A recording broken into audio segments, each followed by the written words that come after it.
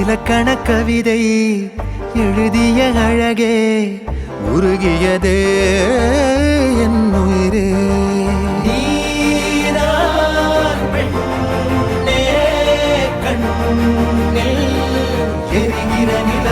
இலக்கண கவிதை எழுதிய அழகே உருகியதே என் உயிரே.